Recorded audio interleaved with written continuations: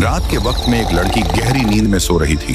तभी उस लड़की का सिर धड़ से अलग हो जाता है। रूपनगर में सुबह होने के बाद किसी को कुछ समझ में नहीं आया कि ये मौत कैसे हुई। अगली रात वह मौतें फिर से होने लगी, सबकी वही हालत। पूरे गांव में लाश ही लाश सुबह मिलने लगी। तभी रूपनगर में एंट्री होती है राइस्टार की। वह गांव वालों के पास आया और कहता है, क्या हुआ, मुझे इतने सुबह सुबह क्यों बुलाया? उनमें से सरपंच कहता है, राइस्टार, इस गांव में भूत है, रात के अंदर पता नहीं क्या होता है। अगली सुबह 5-6 लाशें मिलती हैं। पता लगाओ ये सब कौन कर रहा है? राइस्टार के रोंगटे खड़े हो गए। फिर भी वह रात के वक्त में एक बाइक से पूरे गांव में चौकीदारी करने लगा। राइस्टार हर गलियों में फिरता रहा पर उसके कुछ हाथ नहीं लगा।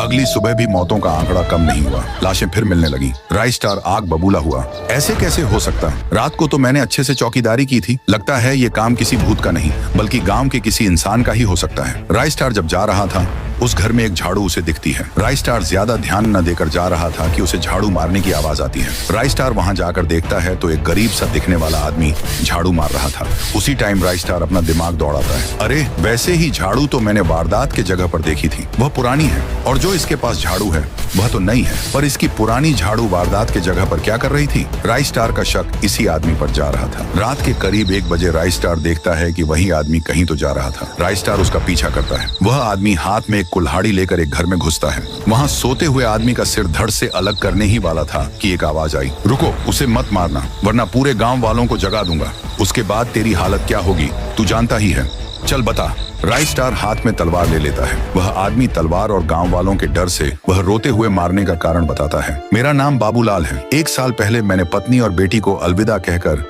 किसी काम के सिलसिले में शहर के लिए चला गया। वही मेरी सबसे बड़ी गलती थी। जब मैं घर लौटा, कमरे के अंदर मेरी आंखों के सामने मेरी बेटी लाश पड़ी हुई थी। जब मैंने अपनी पत्नी से पूछा, ये सब कैसे हुआ? मीरा बताओ, कुछ बताओ ना, ऐसे क्यों खड़ी हो? पत्नी सारी बात बताने लगी। आप जाने के बाद रात में चेहरे पर नकाब ढके 2 गुंडे घर में घुसे। वो लोग अपनी बेटी को गंदे नजरों से देख रहे थे। एक गुंडे ने कहा, ये जाने मन, चलना मेरे साथ, ये चले जाओ यहाँ से, मैं अभी बता रही हूँ। फिर उसने मुझ पर बंदूक तानी और कहा, अब जाओगी क्या? नहीं। उसने मेरी जान के खातिर उनके साथ जाने के लिए तैयार हो गई। वह दोनों अपनी बेटी को लेकर ऊपर चले गए। मैं वहां खड़ी कुछ कर नहीं सकी। वह दोनों उसके साथ गंदा काम करने लगे थे। मैं लोगों से मदद मांगने लगी, मेरी बेटी को बचाओ वरना वह गुंडे मेरी बेटी को मार देंगे। अबे चली जा यहाँ से, वह गुंडे बहुत खतरनाक हैं। मैं हर दरवाजों पर पहुंची, मदद मांगी। अरे अरे चली जा यहाँ से, मुझे पुलिस वुलिस के लफड़े में नहीं पड़ना का है। किसी ने मदद नहीं की। पुलिस वालों ने भी हाथ खड़े कर दिए। तब से ही मैंने ठान लिया, मैं शपथ खाता हूँ इन गांव में रात को कोई भी चैन से नहीं जिएगा।